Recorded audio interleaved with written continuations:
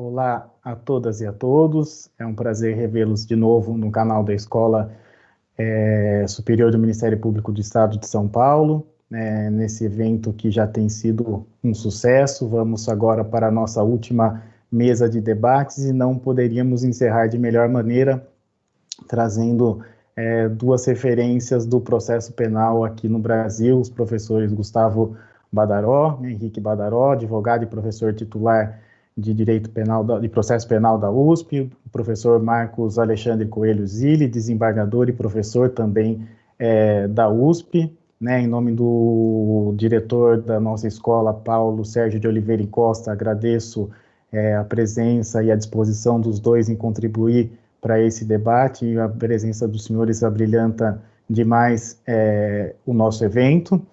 Nosso evento vai contar com a mediação da nossa colega promotora de justiça, Roberta Má Ferrante Alves, que é promotora de justiça aqui no GAECO da capital, especialista em direito também, e agradecer ao doutor Danilo Dias, que nos socorreu aí aos 45 do segundo tempo, em virtude de uma impossibilidade do doutor Ronaldo de comparecer, e agradeço demais a sua disponibilidade e a disposição em nos ajudar. Tá, eu agradeço, já me despedindo, encerrando a última mesa de debates, agradeço a presença de todos, agradeço a atenção de todos nesses dias, dizer que esse evento foi um sucesso, a gente continua focado em fazer novos eventos dessa natureza para que a gente possa continuar nesse debate rico para ajudar ainda mais a enriquecer o nosso cenário jurídico nacional. Muito obrigado a todos e passo a palavra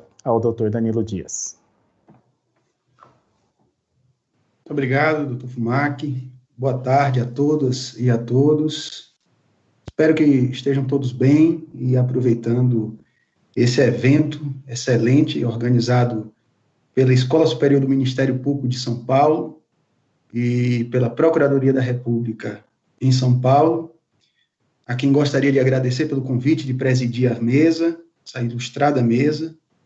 Gostaria também de agradecer aos apoiadores do evento, a Escola Superior do Ministério Público da União, ao Centro de Apoio Operacional às Promotorias Criminais de São Paulo e a nossa querida ANPR, Associação Nacional dos Procuradores da República. Antes de iniciar o evento, eu gostaria de fazer um rápido resumo da dinâmica dos trabalhos, embora acredite que a maior parte da audiência já conheça, mas para os que chegaram agora, acho que vale a pena. As discussões são divididas em 2 blocos de perguntas diretivas que são formuladas pela promotora de justiça, a doutora Roberta Má, mas perguntas também poderão ser formuladas pela audiência por chat. Ao final do último bloco, do segundo bloco, algumas dessas perguntas serão selecionadas e formuladas aos debatedores. O debate terá como norte o texto escrito pelo professor Gustavo Badaró e intitulado Produção, Valoração Probatória e Colaboração Premiada. Esse texto foi escrito para o livro Altos Estudos sobre Prova no Processo Penal, editado pela Juspodium. No texto, o professor Gustavo Badaró aborda com muita lucidez e honestidade acadêmica a tormentosa questão da valoração da prova produzida na colaboração premiada, com especial atenção às declarações chamadas heteroincriminatórias do colaborador. Ele aborda também as implicações dessas declarações, ou dessas limitações, do parágrafo 16 do artigo 3º-C da Lei 12.850, e, de certa forma, restringe o livre convencimento motivado do juiz na análise da prova, não apenas, segundo ele, no contexto da Lei de Combate às Organizações Criminosas, mas em toda e qualquer hipótese de delação premiada. Para as discussões, nós convidamos como mediadora a doutora Roberta Má Ferrante Alves, promotora de Justiça do Ministério Público de São Paulo e integrante do Grupo de Atuação Especial de Combate às Organizações Criminosas, GAECO. Como debatedores, o professor Gustavo Badaró, professor titular de Direito Processual Penal da Universidade de São Paulo, livre docente, doutor e mestre em Direito Processual Penal pela Universidade de São Paulo, advogado criminalista e consultor jurídico. E o professor Marcos Zilli, desembargador do Tribunal de Justiça de São Paulo, professor de Direito Processual Penal da Universidade de São Paulo, mestre e doutor em Direito Processual por essa mesma universidade. Sem mais delongas, vamos ao que interessa. Passo, então, a palavra à doutora Roberta Mar para suas considerações iniciais e para as perguntas que darão início aos debates. Muito obrigado. Boa tarde a todos. Obrigada, Danilo. Eu, inicialmente, gostaria muito de agradecer ao meu colega, o Dr. Fábio Bechara, e o Dr. Fumac, né, pela escola, pelo convite, né, e, sobretudo, pela oportunidade de estar participando de um evento como esse. A Escola Superior do Ministério Público e o Ministério Público Federal, eles trouxeram ao longo desses 2 dias grandes nomes do processo penal, elevaram o nível de discussão e, com certeza, aguçaram o pensamento de todos que estão podendo ter o privilégio de estar participando dessas aulas. Em particular, para mim, uma enorme honra poder estar atuando como mediadora, né, desses 2 grandes professores, grandes nomes do processo penal, 2 professores da Faculdade de Direito da Universidade de São Paulo. Então, meu agradecimento pela oportunidade. Acho que todos já estão ansiosos, né, para que a gente inicie os debates, então não vou me alongar mais nos agradecimentos. E eu já gostaria de introduzir o Dr. Gustavo Badaró, como o Dr. Danilo logo comentou, a base da discussão é um texto, né, um texto excelente, escrito pelo Dr. Gustavo, e que, na minha leitura, como também já disse o Dr. Danilo, o ponto focal é, de fato, o artigo 4º, né, parágrafo 16 da Lei de Organizações Criminosas, que traz, ele impõe, né, o chamado limite negativo do livre convencimento judicial, né, denominação também dada pelo Dr. Gustavo no texto, e que nada mais é do que um regime de prova legal negativa, né, ou seja, o legislador, ele aponta expressamente o que não é suficiente para a fundamentação de determinadas decisões judiciais, mas ele não diz o que seria suficiente para tanto. Então, eu gostaria de introduzir com 3 perguntas, doutor Gustavo, iniciais, para a gente iniciar a sua exposição, né? E a primeira delas seria: qual que seria o alcance da regra de prova legal negativa prevista pelo artigo 4º, parágrafo 16, considerando a inovação trazida recentemente pelo denominado pacote anticrime? Segunda pergunta: quais os meios de prova que podem ser admitidos como elementos de corroboração da colaboração premiada? E a terceira: quais seriam os critérios que poderiam ser utilizados para a apreciação desses elementos de corroboração? A palavra é sua, doutor Gustavo.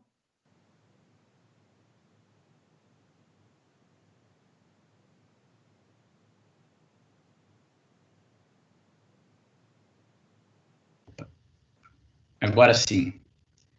Boa tarde, doutora Roberta Ferrante, obrigado pela sua apresentação, pelas perguntas iniciais. Eu gostaria de agradecer também pela apresentação ao Danilo Dias e parabenizar a Escola Superior do Ministério Público, agradecendo na pessoa do José Roberto Fumac Júnior, que fez a apresentação inicial dessa tarde, agradecer ao Dr. Fábio Ramazini Bechara, que um dos responsáveis por esse curso, por essa oportunidade. Acho que é muito importante que nós discutamos epistemologia judiciária a sério. E eventos como esse só engrandecem as discussões sobre o tema, a importância de se analisar essas matérias sob uma ótica que procura permitir alguma modalidade de controle intersubjetivo na valoração da prova.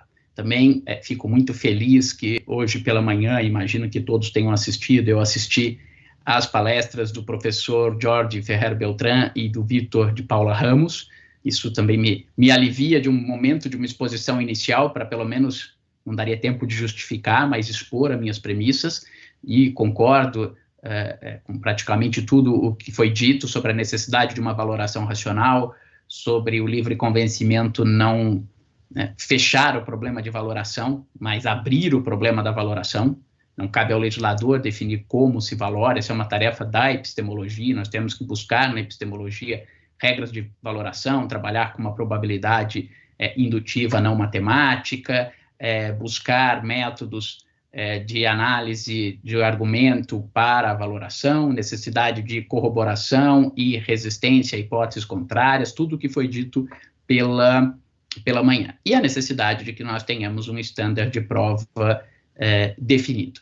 Nesse ponto, Roberta, é que me parece, e faço essa colocação só a título inicial, o professor Ferrer Beltrán, talvez não tanto na exposição de hoje, mas em escritos, tanto no livro que o Vitor de Paula Ramos traduziu sobre prova e verdade no direito, e quanto numa outra obra que está sendo traduzida agora sobre valoração racional da prova, ele faz uma diferença entre o momento da valoração, que é governado por regras epistêmicas que vão dar racionalidade à atividade de valoração e vão permitir que haja um controle intersubjetivo, e o momento do chamado juízo de decisão, que exige uma escolha política, mas que seja versada num estándar probatório adequado.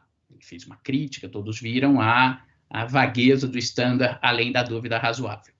Por que eu faço essa introdução? Porque, embora a valoração da prova fique a cargo de atividades epistêmicas, cabe ao legislador, vocês viram hoje pela manhã, a partir de uma escolha política, definir um estándar probatório para que um enunciado fático seja aceito como provado, e, portanto, o juiz passe a trabalhar com ele como uma premissa, a premissa menor de um silogismo na hora da sua justificação das suas escolhas.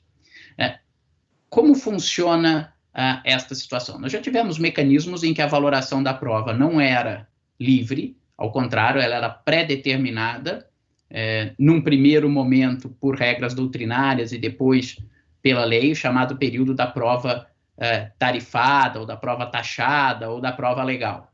Só faço essa observação porque o que nós estamos falando aqui é algo diverso.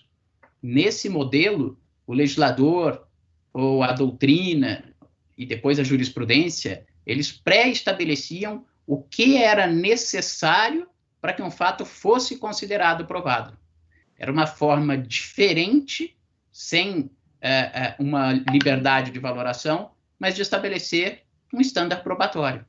Então, quando naqueles sistemas eu dizia 2 testemunhas comprovam um fato, eu estava definindo um estándar. Se eu tiver uma testemunha, o fato não está provado. Se eu tiver 2, o fato está provado. Ou quando eu dizia 2 indícios equivalem a uma testemunha, eu estava dizendo, eu posso provar um fato com 2 testemunhas. Ou com uma testemunha e mais 2 indícios. Ou com 4 indícios. Quando eu dizia, mas isso vale se o indício for um indício pleno. Porque se for um indício semipleno, eu preciso de 2 indícios semiplenos para ter um indício pleno. O legislador estava definindo o que era preciso para que um fato fosse considerado provado. O que o legislador fez no parágrafo 16 do artigo 4º da Lei 12.850, originariamente, somente em relação ao que seria necessário para que fosse proferida uma sentença penal condenatória. E depois, no que passou a ser também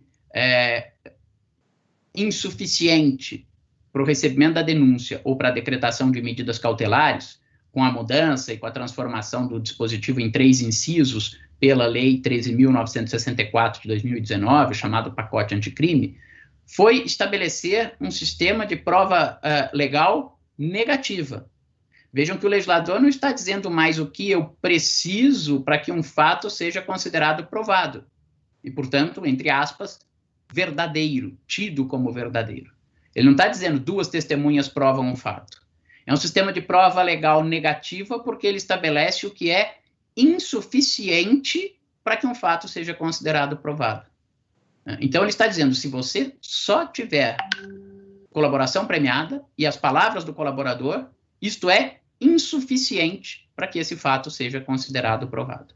Por que o legislador, nesse caso, embora não defina um estándar de suficiência, aquele umbral que é necessário ultrapassar para o fato seja considerado provado, ele estabelece um rótulo de insuficiência para um determinado meio de prova, para garantir uma menor chance de erro. a delação já é objeto de desconfiança, e aqui falo da delação sem prêmio nenhum, né? Se forem ler, por exemplo, o próprio Manzini, nos comentários dele, do Código de Processo Penal italiano, já falava que a legislação a delação é algo que merece uma profunda reserva quanto a ela, né? Que é alguém que está se confessando criminoso e dizendo que não praticou o crime sozinho, mas chamando mais alguém para sua prática delitiva. Por isso a doutrina portuguesa usa a expressão declarações heteroincriminatórias. Eu estou incriminando outrem, além de incriminar a mim próprio. Então, esta natureza já profundamente frágil do conteúdo da palavra do delator fez com que o legislador aqui estabelecesse o que é insuficiente para um fato ser considerado provado. Se nós formos pensar, embora sem regras legislativas, muitas vezes a própria jurisprudência acaba também fazendo uma autocontenção nesse sentido. Por exemplo, quando a jurisprudência diz algo do tipo, o mero reconhecimento fotográfico é insuficiente para uma condenação. É necessário que hajam provas de corroboração. Isso não está na lei, mas por regras de experiência, por maior possibilidade de erros quando a condenação é fundada, se o reconhecimento entre presentes já gera uma série de erros, imagine um reconhecimento fotográfico. Então, a lógica desse dispositivo é, como a Roberta disse no início da exposição, estabelecer uma limitação negativa. Isto é, insuficiente para que um fato seja considerado verdadeiro. Bom, mas e se o juiz ouviu a palavra do delator e subjetivamente saiu plenamente convencido? Aqui é a diferença entre estar convencido subjetivamente de algo e poder trabalhar com algo como aceito por provado. Ainda que ele subjetivamente esteja convencido, ele não pode considerar aquilo provado porque há um obstáculo legal. Então, eu preciso de elementos de corroboração. Aí perguntava a Roberta, quais são esses elementos de corroboração? Que tipos de prova eu posso ter como elementos de corroboração? E depois analisarei quais foram os reflexos das mudanças. Vejam, antes de eu responder, Roberta, que tipos de prova nós podemos ter como elementos de corroboração, é preciso, ao meu ver, fazer uma rápida distinção entre a valoração o modelo de corroboração. Doutrinariamente, nós encontramos duas linhas quanto a esta prova de corroboração, né? Um modelo que é chamado de corroboração probatória complessiva, isso é, no seu complexo, no seu conjunto, e um modelo de corroboração individualizado, ou individualista. Então, este segundo modelo significa, se eu delatei A, B e C pela prática dos crimes 1, 2 e 3, para que A seja condenado, eu tenho que ter um elemento de corroboração em relação a A. Para que B seja condenado, eu tenho que ter um elemento de corroboração em relação a B. E assim também em relação a C.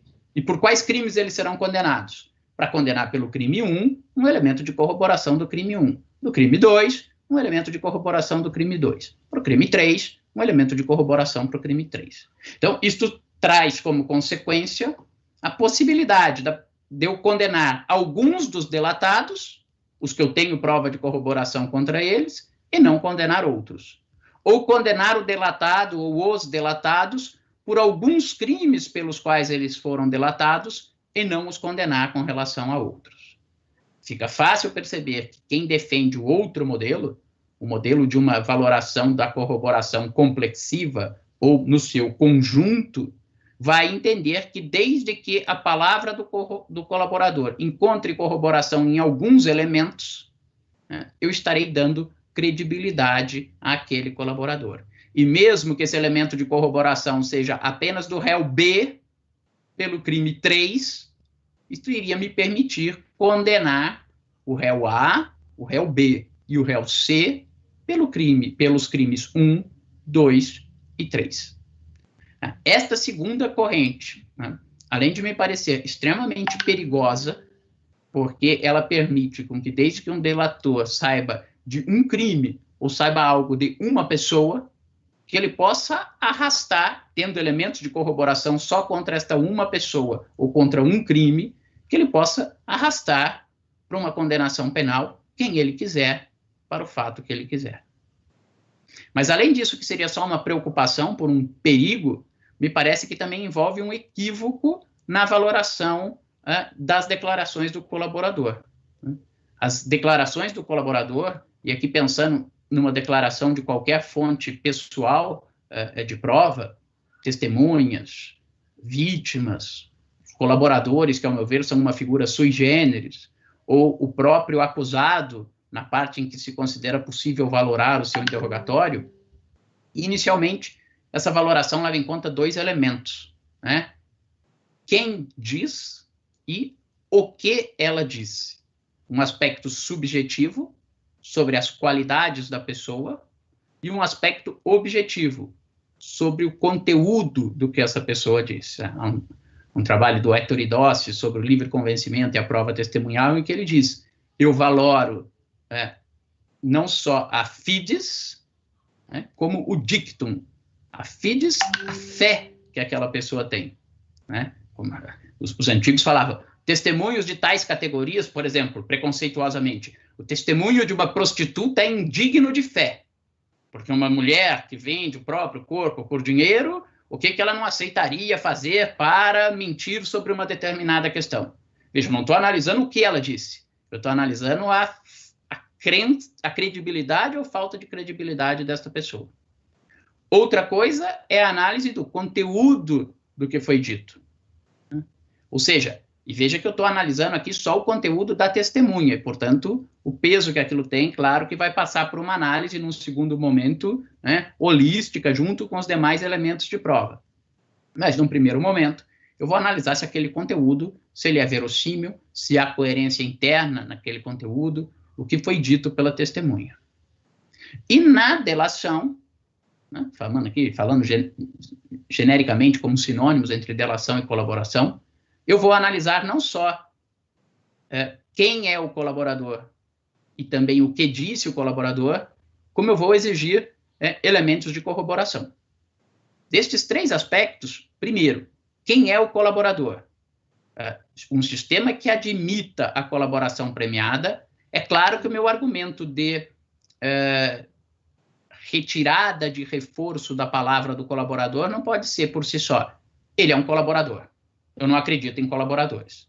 Se o legislador quisesse proibir o colaborador ou o delator de ser fonte de prova, ele diria, não se valoram declarações dos colaboradores. O legislador sabe que ele é um colaborador, sabe que ele é um criminoso, e sabe que ele é um criminoso que está querendo também incriminar terceiras pessoas. E ele aceita isso. Portanto, o simples fato de ser colaborador não é algo para retirar a fé do que essa pessoa disse. Depois eu tenho que analisar o conteúdo do que disse este colaborador. Né? Claro que se alguém estiver fazendo uma colaboração sobre tráfico de drogas e eu perguntar, mas como é que aquela pessoa tinha carregado o seu caminhão com drogas? E ele falar, bom, foi um disco voador que passou em cima do caminhão e jogou um pacote de maconha no caminhão, eu vou dizer, essa não é uma narrativa verossímil. Como eu posso ter uma narrativa que tenha elementos contraditórios entre si, e uma série de formas de interpretação dos discursos, que não é exatamente o que nos preocupa. Mas, por fim, o legislador exigiu elementos de corroboração. Então, a discussão de quem adota uma valoração complessiva é quase como se ela dissesse, havendo um elemento de corroboração, tudo que o colaborador disse merece fé e deve ser considerado verdadeiro. O elemento de corroboração não é algo que eu exija para dar fé ou retirar a fé ao colaborador. É um elemento para confirmar cada uma das afirmações feitas pelo colaborador. Então, a mim parece que a cada fato delatado e a cada pessoa delatada, talvez na prática nossa do dia a dia, seria mais fácil dizer para cada anexo que contiver aquela colaboração premiada, que normalmente eu divido por fatos, por pessoas, cada fato ou cada pessoa em um dos anexos, eu tenho que ter um elemento de corroboração. Aí a Roberta pergunta, bom, mas quais são os tipos de prova que caracterizam esse elemento de corroboração? A lei não diz. E em a lei não dizendo, E, em princípio, não havendo nenhuma escala prévia de valores entre os meios de prova estabelecidos pelo legislador, eu diria qualquer elemento de prova que possa ser valorado, obviamente estamos pressupondo provas lícitas, pode servir como elemento de corroboração. Ah, então pode ser uma prova testemunhal? Pode ser uma prova testemunhal. Pode ser uma prova pericial? Pode ser uma prova pericial. Pode ser um documento? Pode ser um documento. Podem ser indícios? Eu diria que sim. Ah, mas há uma desconfiança contra a prova indiciária é uma prova indireta? Claro, aplique-se a valoração dos indícios como elemento de corroboração, a teoria que se adote sobre a prova indiciária. Quem achar que um único indício é suficiente para condenar, não tem por que achar que um único indício não é suficiente para corroborar as declarações do colaborador. Quem achar que a prova indiciária, para servir para uma condenação, eu tenho que ter um conjunto de indícios, no plural, desde que eles sejam graves, precisos e concordantes, como, por exemplo, exige o Código de Processo Penal italiano, no primeiro coma do artigo 193, vai exigir que eu tenha indícios graves, precisos e concordantes para corroborar as declarações do colaborador, né?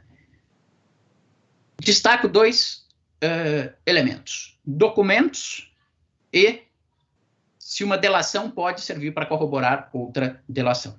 Em relação aos documentos, o que nós teríamos aqui de particular ou de peculiar?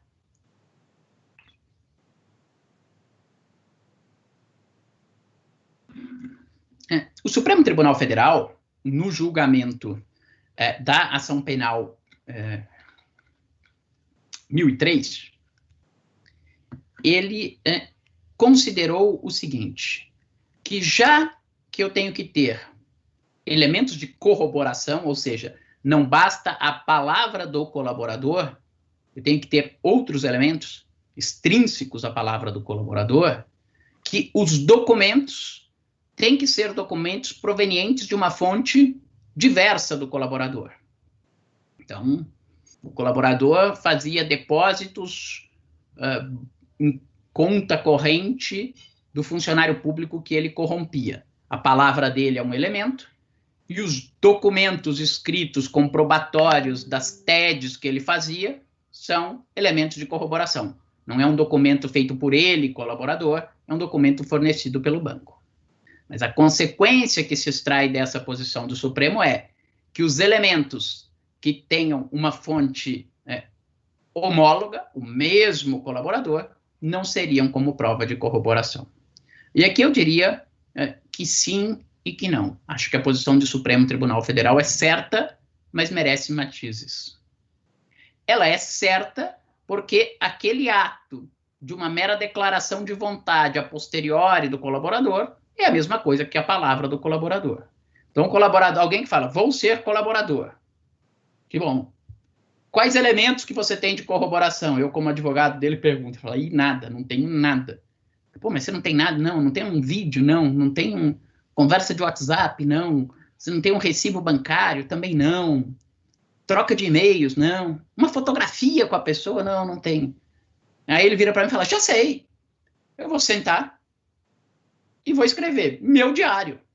E começo a escrever lá, meu querido diário. Estou muito incomodado, minha vida está muito ruim, e vou contar tudo de errado que eu fiz. E começa lá a fazer aquela narrativa.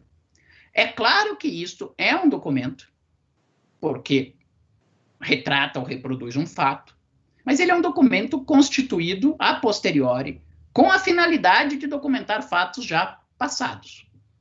Agora, vamos pensar num outro tipo de documento. Aquele documento ou aquele elemento que tem a verdadeira natureza documental, isto é, registrar fatos da nossa vida cotidiana que podem ter uma significação posterior e precisar de demonstração, seja uma significação jurídica clássica, ou seja mesmo de fatos ilícitos. Então, imaginem vocês, por exemplo, o doleiro que faz uma anotação dia a dia das operações de dólar-cabo que ele faz, até para que ele saiba lá na sua caderneta, nos seus borderôs, para saber em favor de quem que ele fez o depósito no exterior, quantos reais que ele recebeu aqui no Brasil para fazer aquela operação, ou com algumas pessoas que ele tinha até uma conta corrente já, olha, fiquei devendo tanto para você, aí você mandou pagar tanto, ainda te devo esse menos. Veja, Este me parece tipicamente um ato de documentação. Isto é, são documentos que vão sendo feitos para e passo, simultaneamente à ocorrência dos fatos, com a finalidade de documentação desses fatos. Então, me parece que nesta segunda categoria de documentos, né, eu não diria que eles são destituídos de valor de corroboração. Se só esse tipo de documento bastará ou não, esta é uma outra discussão que é muito mais complexa, que envolve o que vocês viram hoje pela manhã. Eu tenho que ter um documento que explique coerentemente todas as versões acusatórias, e também não pode haver documentos de versões em contrário que sejam incompatíveis com aquela versão acusatória que eu considerei provada. Mas não creio que seria possível excluir, na linha daquele voto do Supremo mencionado, que elementos documentais, ainda que elaborados pelo próprio colaborador, mas que tenham sido elaborados simultânea e contemporaneamente aos fatos, com a finalidade prévia de registrá-los para um futuro, e não constituídos a posteriori, com a finalidade de utilizá-los como prova de um fato passado que não foi documentado na época da sua ocorrência, essa diferença me parece fundamental. Os primeiros elementos servem como documento de corroboração. Bom, e o problema das colaborações cruzadas, né? Esse é um problema que a nossa lei não resolveu lá atrás, né? E não resolveu também agora, né? Poderia tê-lo feito agora nessa reforma, já que ela optou por incorporar, na verdade, critérios que a jurisprudência já vinha aplicando, né? Com relação às chamadas corroborações cruzadas, né, a jurisprudência acabou se formando, né, num sentido, e isso já no TRF4, né, depois foi confirmado no Supremo Tribunal Federal, no sentido de não admitir as declarações de um colaborador como elemento de corroboração das declarações de outro colaborador, né. Nesse ponto, quando a lei diz que ninguém será condenado exclusivamente com base nas declarações do colaborador, né, era a redação anterior, nenhuma sentença condenatória será proferida com fundamento apenas nas declarações de agente corroborador, eu poderia ler isto de duas maneiras diferentes. Eu poderia ler isto no seguinte sentido: a lei está tratando de uma colaboração, e, portanto, ninguém poderá ser condenado com base em uma declaração de um colaborador especificamente. Ou eu poderia ler isso no sentido de que esta vedação se refere à natureza deste meio de prova, das declarações do colaborador. E aí pouco importa se é uma, se são duas, se são três, ou se são dezenas de palavras de colaboradores, né? Na prática, isto é muito significativo, porque se eu tinha as declarações do colaborador 1, e depois eu tinha no mesmo sentido, contra a mesma pessoa, também dizendo que ele recebeu dinheiro daquela mesma obra, as declarações do colaborador 2, e também eu tinha as declarações do colaborador 3, eu dizia, a declaração do colaborador 1 está corroborada pela declaração do colaborador 2 e 3. A declaração do colaborador 2 está corroborada pela declaração do colaborador 1 e do 3. E a do 3 pelas declarações do colaborador 1 e 2. Seria possível condenar nesse caso. E já continuando, né, com a extensão que todos sabem que foi feita pela Lei 13.964, também seria possível decretar medidas cautelares pessoais e reais ou receber uma denúncia contra esse colaborador. Mas eu tenho uma outra forma de ver isso. Seria quase como uma desconfiança com relação à colaboração como um todo. E, portanto, não seria possível a palavra do colaborador. É quase como se eu reconhecesse. Ela tem um vício de origem que a macula. Sua fonte é um colaborador. E se eu tenho uma palavra que não tem valor para condenar, não é porque eu agrego a ela outras palavras da mesma natureza que a soma de várias coisas que não são suficientes para condenar permitirão uma condenação, porque agora não é mais uma única dessas fontes, são 2, ou são 3, ou são 4. Essa é uma discussão muito interessante do ponto de vista da valoração probatória como um todo. Isso não é uma discussão só dos elementos de colaboração, né, das declarações do colaborador, mas das provas como um todo. Mas aqui me parece mais prudente uma posição que vede as declarações ou corroborações cruzadas. Essa seria a linha, por exemplo, adotada pelo Código de Processo Penal italiano, que no artigo 193, no seu terceiro coma, estabeleceu, né, assim como ele estabeleceu em relação aos indícios, que os indícios só são válidos quando graves, precisos e concordantes. Portanto, ele está dizendo, se não tiver mais de um indício e eles forem graves e forem precisos, não dá para valorar. Na mesma linha ele fez com relação à palavra do coimputado. E não precisa nem ser delação premiada.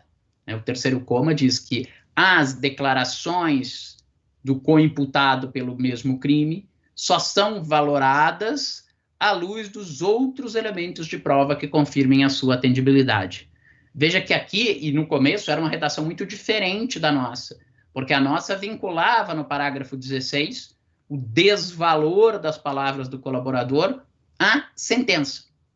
E o dispositivo italiano vinculava esse desvalor não a um ato, mas sim a qualquer situação em que isso fosse valorado, né? E isto tinha reflexos antes da mudança da lei, e agora me encaminho para o terceiro ponto, em relação a outras decisões. Porque o nosso legislador estabeleceu simplesmente o seguinte: as declarações do colaborador eram insuficientes para a sentença, mas ele não tinha dito se elas eram suficientes ou não para outras decisões intermediárias relevantes que provocam graves restrições aos direitos fundamentais, né, mas que, eu poderia dizer, não exigem o mesmo estándar probatório necessário para uma condenação penal. Até porque elas estão numa fase inicial ou numa fase intermediária da persecução penal, e a ideia é que uma persecução penal eu vá tendo um incremento probatório, e que a hipótese posta à verificação vá ganhando força na medida em que a instrução vai se desenvolvendo e eu vou produzindo mais elementos de prova, né? É por isso que, por exemplo, para quem gosta de usar expressões latinas, né, eu diria, para instaurar uma investigação, portaria de instauração do inquérito policial, basta a notícia criminis, basta a notícia de que um crime foi praticado, ainda que eu não tenha elemento nenhum. Já para que haja justa causa e eu possa instaurar uma ação penal, já houve um incremento de elementos de confirmação da persecução penal, porque a investigação já se concluiu. Não basta mais a notícia criminis, mas eu tenho que ter um fumus comissi delicti, a fumaça do cometimento de um delito. A lógica aqui é, onde há fumaça, há fogo. Eu preciso do fogo para condenar, ter certeza que há fogo. Mas já que há fumaça, a fumaça indica que há uma boa probabilidade de haver fogo. Eu saí de uma mera notícia para uma probabilidade, né? E se para iniciar a persecução penal basta o fumus comissi delicti, para condenar eu preciso não do fumus, mas do ius, da certeza do direito punir estatal. E, portanto, eu teria que ter um estándar probatório mais elevado. Nós pensamos normalmente no estándar probatório, o professor Ferrer Beltrán tratou hoje pela manhã do estándar probatório basicamente no momento da sentença, mas toda e qualquer decisão ao longo da persecução penal que trabalhe com juízo de fato, ela deve estabelecer um umbral, ela deve estabelecer um modelo de constatação, ela deve estabelecer um nível de suficiência probatória para que eu possa considerar aquele fato demonstrado, ainda que seja demonstrado num grau de mera probabilidade, ainda que seja demonstrado num grau de prova clara e convincente, para que a decisão possa ser proferida, né? Vejam vocês, só abro um parênteses, o que acontece com a autoria. Eu não preciso de nada quanto à autoria delitiva para instaurar uma investigação criminal. Eu preciso de probabilidade de autoria, que nós identificamos doutrinária e jurisprudencialmente com a expressão indício de autoria, para que eu tenha justa causa. E para condenar eu não preciso de indício de autoria, eu preciso de prova da autoria, prova aqui no sentido de resultado probatório de certeza. E se eu pensar na persecução penal do tribunal do júri, que eu ainda tenho uma decisão intermediária, eu diria que nós precisamos de prova da autoria delitiva, mera probabilidade, ser mais chance de ser ele o autor do que não, para que haja justa causa e ele seja denunciado. E o Código diz, no artigo 413, que eu preciso de indícios suficientes de autoria para pronunciar. Não basta mais uma mera probabilidade, mas sim uma probabilidade mais reforçada, o que talvez na jurisprudência norte-americana seja identificado com o estándar probatório da prova clara e convincente, né? Então, o nosso legislador não aceita, em relação à sentença condenatória, só as palavras do colaborador. E com as mudanças da Lei 13.964, também não aceita mais, só com base na palavra do colaborador, que eu decrete medidas cautelares pessoais ou reais e que seja recebida a denúncia, isto é, entendido que é a justa causa para a ação penal. Rapidamente, acertou ou errou o legislador em estabelecer esta maior restrição probatória? Eu diria que com relação às medidas cautelares, sim. Por que o legislador diz que eu não posso condenar alguém só com base nas palavras do delator? Bom, porque a nossa Constituição garante que ninguém será privado da sua liberdade, dos seus bens, sem o devido processo legal. Devido processo legal, eu preciso de provas lícitas. E este devido processo legal assegura ao réu que ele seja presumido inocente. Então, a dúvida lhe beneficia. Então, eu tenho que ter um estándar probatório bastante elevado, preferencialmente objetivo ou intersubjetivamente controlável, para que eu possa superar a presunção de inocência, valorizo mais a liberdade do que a punição, são preferíveis 10 ou 1 ou 2 culpados absolvidos do que um inocente condenado, tudo que vocês viram pela manhã, certo?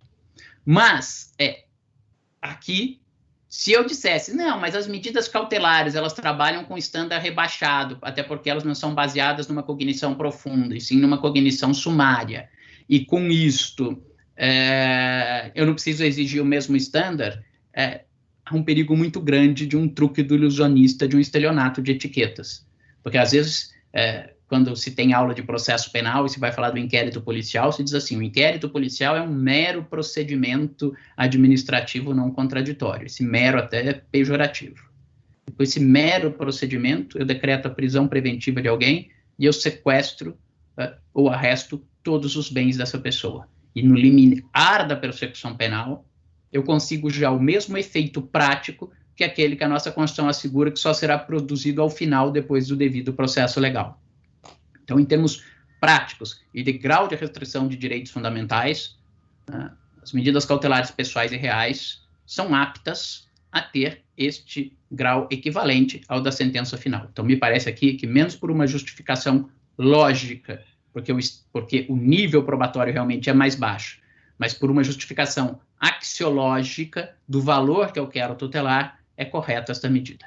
Não me parece correto, por outro lado, Roberta, que nós interpretemos que isto se aplica também aos chamados meios de obtenção de prova, porque alguns dizem que os meios de obtenção de prova têm natureza cautelar, porque eles são meios urgentes, uma interpretação com a qual eu não compartilho necessariamente, não tenho tempo para explicar aqui, mas o que eu quero dizer é, exatamente, muitas vezes, as palavras do colaborador vão dar aqueles indícios, aquela razoabilidade para que eu possa obter uma busca e apreensão, para que eu possa obter uma interceptação telefônica, para que se possa postular uma quebra de sigilo bancário ou de sigilo fiscal, que são medidas que, sim, restringem direitos fundamentais, necessário reserva de lei, necessário reserva de jurisdição, mas que não são medidas ou restrições finais, mas são medidas ou restrições instrumentais do ponto de vista probatório para que eu verifique se a imputação é correta ou não.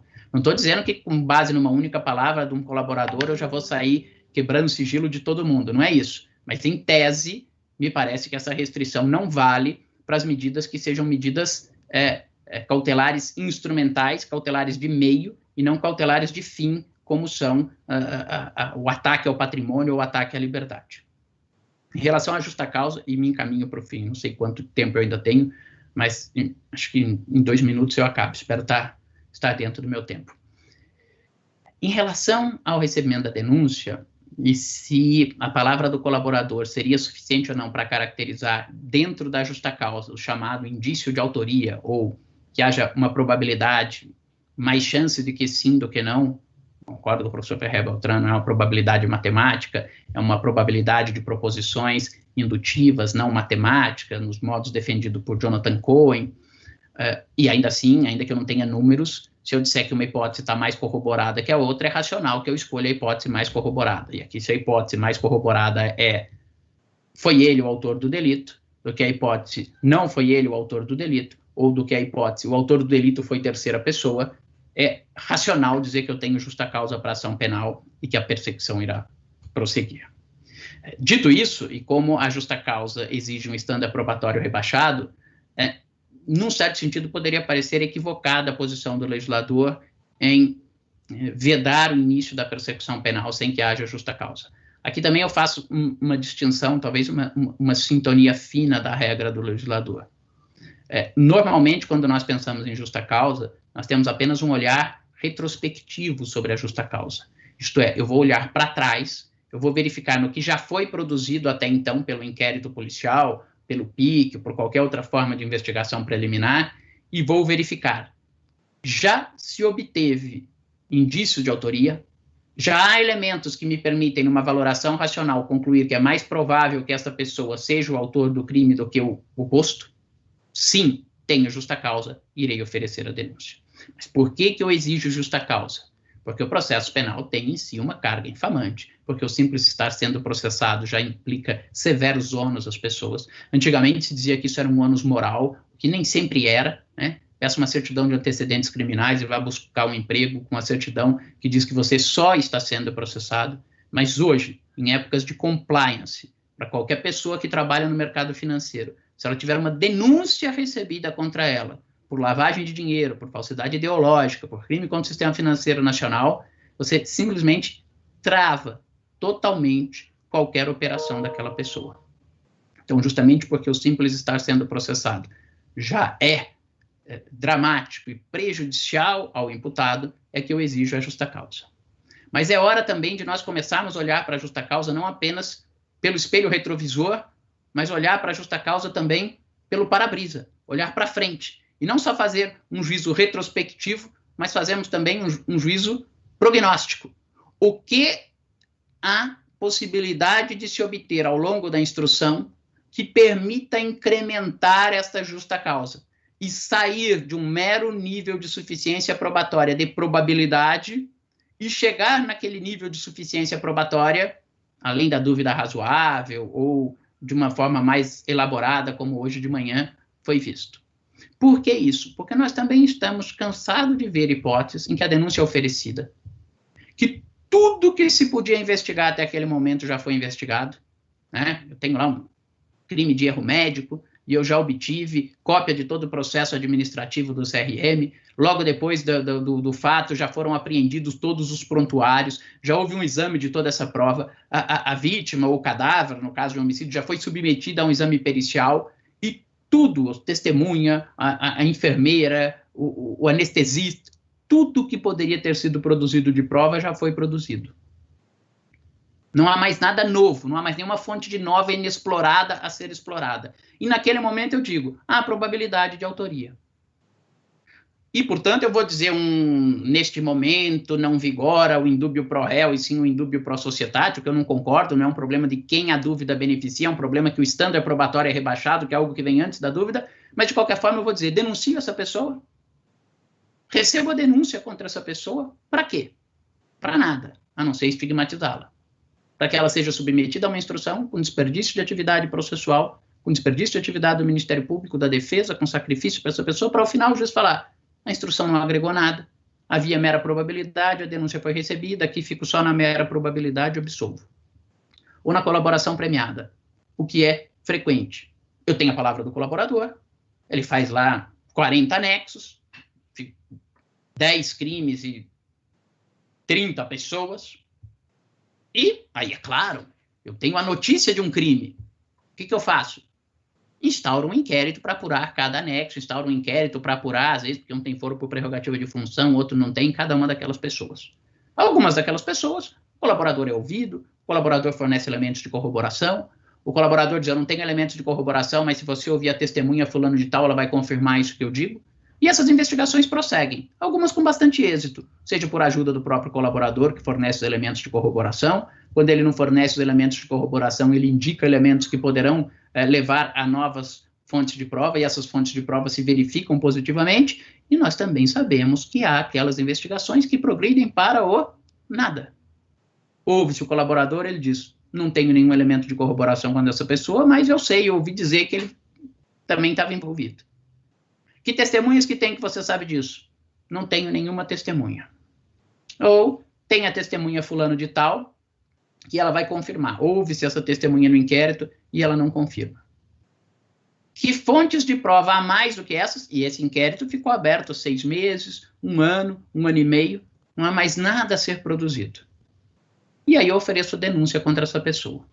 Se eu receber essa denúncia, porque eu digo, com base na palavra do colaborador, há indícios suficientes de autoria, e ainda que eu entenda que há, e talvez haja realmente, para que servirá este processo? Se eu não tiver uma análise prospectiva da justa causa, se desde o nascimento eu perceber que não há nenhuma probabilidade de incremento probatório, eu, Gustavo, se fosse juiz, rejeitaria essa denúncia.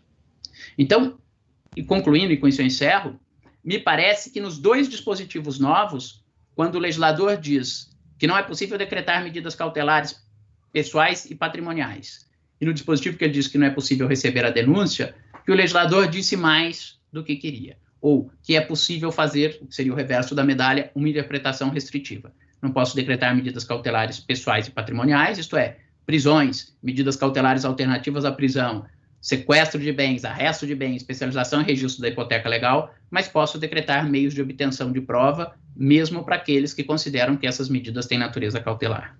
Segundo aspecto, só a palavra do colaborador é insuficiente para o recebimento da denúncia. Aqui a regra é essa. O direito posto diz que não pode, sem nenhuma exceção. Mas acho que aqui acaba sendo uma interferência indevida na liberdade de valoração do julgador, ainda que com estándar probatório mais rebaixado, né, para conformação daquele fato, daqueles elementos de prova como caracterizadores da justa causa. Se eu não fizer essa distinção, realmente não dá se o prognóstico for 0. Mas, se eu tiver só a palavra do colaborador com um prognóstico positivo, embora muitas vezes eu poderia dizer o ideal seria então que eu já produzisse esses elementos a mais como fontes de informação, do inquérito policial, etc., mas me parece que quando há essa chance de incremento, não foi a melhor escolha do legislador vedar a possibilidade do início da segunda fase da persecução penal. Espero ter respondido a todas as perguntas, Roberta, e peço desculpas pelo que eu vi aqui, excedi um pouquinho a minha meia hora, que era o que eu queria falar inicialmente. Muito obrigado e me coloco à disposição depois para as outras perguntas, para os outros temas que surjam. Muito obrigada, professor. Excelente explanação. São várias as perguntas, muitos comentários, as pessoas encantadas com a sua didática, né? Alguns comentando, nossa, eu li os artigos, mas vendo ele falar, assim, parabéns, foi muito bom. Eu não vou conseguir fazer as perguntas por conta do tempo, né, que o pessoal já sugeriu que a gente passe para o Dr. Marcos Zilli, mas só vou fazer uma pontuação na qual eu concordo muito com o que o senhor disse com relação à restrição das cautelares, né, como meio, como instrumentais ou como meios, né. Por exemplo, na busca e apreensão, propriamente dito, os elementos que forem encontrados nesse tipo de diligência vão ser os próprios elementos de corroboração da própria colaboração. Então, não teria sentido algum, né, a gente interpretar que a intenção do legislador tenha sido de vedar nesse caminho. Então, estou em pleno acordo. E como o nosso dia a dia aqui do GAECO com muitas, né, atividades desse cunho, então, só queria deixar registrado. Obrigada, viu, professor? Vamos passar, então, para o segundo bloco, né, com o professor Dr. Marcos Zilli, que vai fazer uma explanação relacionada com o direito das partes à oitiva do colaborador, seus requisitos e limites. E só para introduzir o assunto, não tem como a gente não estudar esse tema ou ler qualquer artigo ou livro relacionado e não pensar, no primeiro momento, sobre o direito ao confronto das partes, né, relacionado à colaboração premiada. Eu fiz algumas perguntas que eu acho que podem, de repente, direcionar a exposição, professor, se o senhor for formulá-las rapidamente e, assim, abra a palavra para o senhor iniciar a exposição. Então, a primeira delas seria no seguinte sentido: como que se manifestaria o direito das partes de oitiva do colaborador em juízo. Qual seria a posição processual do colaborador quando ele for ouvido em juízo? Se ele puder ocupar posições jurídicas distintas, né, de acordo com as circunstâncias, quais as consequências práticas decorrentes disso? Quando ouvido como testemunha arrolada pela acusação, quais são as consequências jurídicas do silêncio do colaborador? E, por fim, o colaborador ele pode se furtar ao exame cruzado das partes, alegando o receio de eventual represália ou não?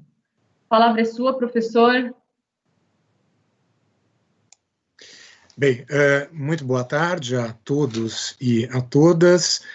Inicialmente, eu gostaria de agradecer imensamente o convite que me foi feito pelas entidades que organizam e que apoiam este evento, em especial a Escola Superior do Ministério Público, a Procuradoria da República de São Paulo. Gostaria também de cumprimentar o Dr. José Roberto Fumac, agradecer pelo convite, o Dr. Danilo Dias e, obviamente, a doutora Roberta Ferrante Alves. É um imenso prazer, é também um prazer redobrado poder ouvir o professor Badaró e aprender com ele. Lembro que há cerca de um ano, se a memória não me falha, nós estávamos compartilhando a mesma mesa, só que mesa presencial, na Universidade de Lisboa,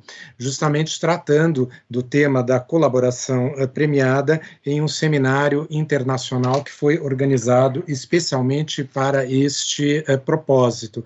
E na oportunidade eu tive a grata satisfação de uma vez mais beber aí na fonte dos ensinamentos do professor Badaró, que é uma grande referência no âmbito do processo e também um grande estudioso dos temas que cercam a prova e também da colaboração premiada. Eu produzi um material que eu gostaria de compartilhar com todos e creio que este material ele possa ser útil na compreensão e na resposta de uma série de perguntas que foram elaboradas. Se porventura não estiverem acompanhando esse slide, eu peço que me interrompam, porque eu vou ficar com a tela exclusivamente focada nos slides. Então, o tema que foi proposto é esse, o direito das partes à oitiva do colaborador, um tema árduo, um tema bastante complexo e que envolve muita dogmática, sobretudo na análise do processo. E aqui me cabe apenas um pequeno parênteses, algumas... Pois não? Não está?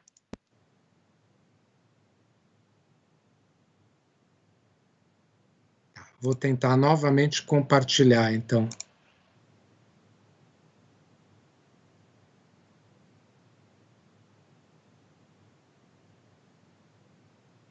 Da apresentação do PowerPoint.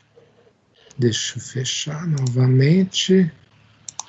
Para nós é como se ele não tivesse aberto, ele estava a sua página com a lista dos arquivos, mas como se tivesse ainda não clicado e aberto o PowerPoint. Será que agora vai?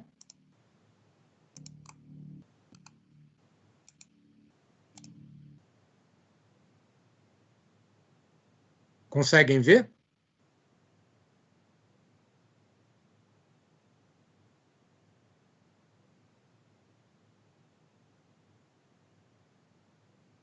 Vou ter que finalizar, só um minutinho. Tá, compartilhar. E agora vamos para... Será que é esse? Eu tô tentando... Acho que é esse. Conseguem ver? Tá bom, obrigado. As dificuldades aqui dos recursos tecnológicos nesses tempos de eventos à distância. Mas, como eu dizia, eu gostaria inicialmente de abrir um pequeno parênteses, e me recordo que há algumas semanas eu recebi um telefonema do professor Bechara, um grande e especial amigo, e após conversarmos sobre os momentos de pandemia, o professor Bechara foi direto ao fim da conversa e acabou me convidando, um convite honroso, para expor sobre este tema, que é justamente o direito das partes à oitiva do colaborador. Na oportunidade, tentei convencer o professor Bechara, demovê-lo dessa ideia, explicando que o meu interesse no âmbito da colaboração premiada, em especial do acordo de colaboração premiada, é essencialmente acadêmico, até mesmo porque eu não tenho uma dinâmica e um envolvimento prático com esse instituto, e até sugeri que ele poderia encontrar pessoas melhores que, inclusive, poderiam trazer maior equilíbrio após uma exposição que seria brilhante, como foi a do professor Badaró. No entanto, não consegui demovê-lo dessa ideia, e como somos grandes amigos, um convite feito por um amigo, na verdade não é um convite, é uma convocação. Aceitei e apenas pedi a Deus que perdoasse o professor Bechara, porque ele não tinha noção do que ele estava fazendo. Mas, enfim, feitas essas considerações, o professor Bechara resolveu o seu problema relativo ao convite e me trouxe um problema que é uma pergunta central aqui, ilustrada por esse tema, e que também é reforçada por uma série de perguntas muito pertinentes que foram apresentadas pela Roberta. E nessa perspectiva, eu gostaria de iniciar trazendo esse pequeno trecho que, na verdade, é um trecho de um poema grego do Arquíloco e que depois foi explorado por um filósofo, Isaiah Berlin, e que acho muito significativo, porque é um fio condutor, pelo menos da exposição que eu gostaria de apresentar. O Isaiah Berlin, partindo dessa frase, em que muitas coisas sabe a raposa, mas ouriço uma grande, divide os pensadores entre aqueles que se alinham às raposas e, portanto, são pensadores que perseguem múltiplos fins, são dispersos, buscam conexões e compreensões entre várias informações, e o ouriço, que é mais centrado e que simplifica as questões complexas, tem uma visão unitária e, portanto, centralizada. Basta ver pelo tema que foi proposto pela nossa exposição e pela forma como eu estou iniciando, que eu estou muito mais alinhado à raposa e, portanto, dispersivo e persigo múltiplos fins do que propriamente um ouriço. Mas é justamente este o ponto de partida. Eu acho que, para a resposta a esta pergunta central da exposição, me parece importante nós trazermos a ilustração aqui, alguns aspectos que são importantes e que tocam o tema da colaboração premiada. Quando nós falamos em colaboração premiada, nós não estamos falando de algo que é novo, muito pelo contrário, tem a sua base, tem a sua gênese vinculada ao direito penal, ao direito premial, e, portanto, na essência, nós estamos falando de um instituto que nos remete, nos leva a este legado do direito premial. É sabido que este instituto tem uma base fundada em política criminal e, portanto, a ideia de concessão de prêmios ou de benefícios punitivos a quem colabora e empresta uma colaboração efetiva e eficaz ao processo é merecedor de um prêmio e, portanto, de um benefício punitivo. Isso tudo está alinhado e bebe na fonte de uma política criminal estabelecida. Ocorre que, na prática, nós verificamos, sobretudo, me parece, no início dos anos 2000, algumas situações e alguns casos em que foram elaborados e celebrados acordos de colaboração fundados na ideia e na premissa de que a legislação penal Tribunal concedia esses prêmios e, portanto, as partes estabeleciam esses acordos de colaboração, tendo como norte, tendo como diretriz esses prêmios que eram desenhados pelo legislador. Eu estabeleço, eu coloco esse momento como um momento onde vigoraram esses acordos extra-legem, porém não contra a legem. De alguma forma, isso foi absorvido pelo legislador nesse afã de tentar regular tudo e todas as circunstâncias, e encontrou eco regulatório na Lei 12.850 de 2013. Como nós sabemos,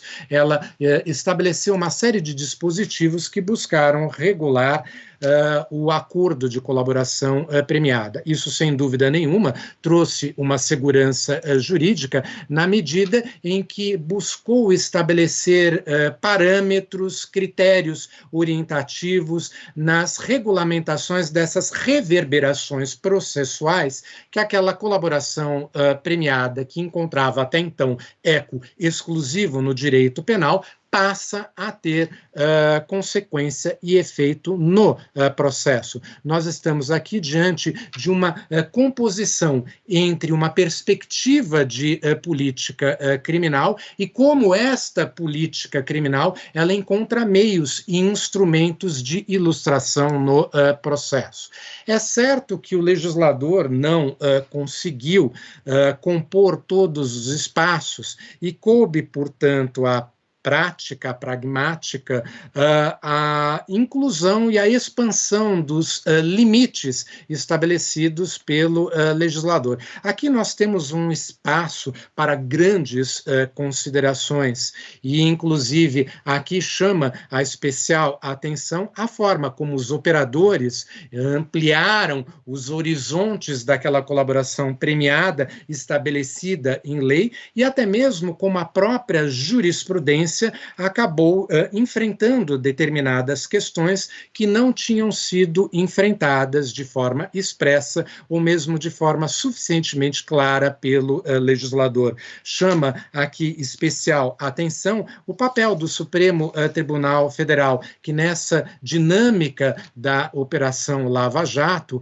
acabou sendo colocado no epicentro do enfrentamento de uma série de questões polêmicas. Dentre essas questões polêmicas, creio que o Supremo Tribunal Federal acaba inovando ao incorporar o papel que seria, de certo modo, da doutrina e ao conferir uma natureza jurídica que não tinha sido indicada pelo legislador, mas acaba sendo ilustrada pelo Supremo Tribunal Federal no acórdão que é considerado como o acórdão paradigma nessa matéria, que é aquele que julgou o habeas corpus 127.483 de origem do Paraná.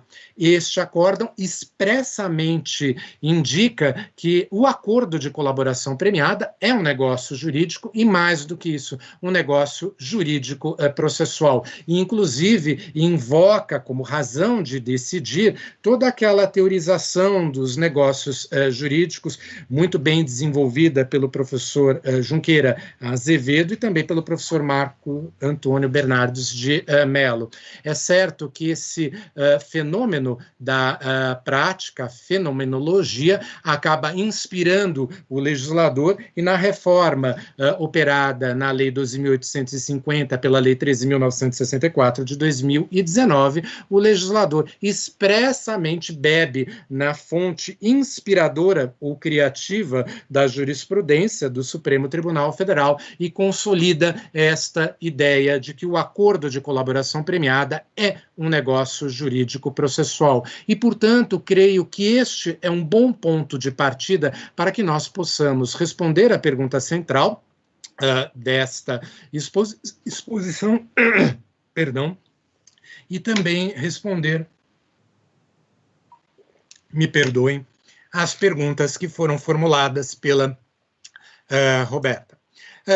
Aqui eu transcrevo o trecho do artigo 3º-A, cuja redação foi trazida pelo pacote anticrime, o acordo de colaboração premiada é um negócio jurídico processual e meio de obtenção de prova que pressupõe utilidade e interesse públicos. Chamo a atenção aqui para a indicação da natureza jurídica do acordo de colaboração premiada, como disse, uma incorporação de critérios que foram indicados pela jurisprudência. E aqui necessariamente devemos buscar apoio no que dispõe a teoria geral do direito. Os negócios jurídicos, em especial os negócios jurídicos bilaterais, têm uma finalidade, têm um objetivo. Esses negócios jurídicos constroem relações jurídicas, o que parece muito óbvio. No campo do processo, a noção de negócios jurídicos processuais também não é nova.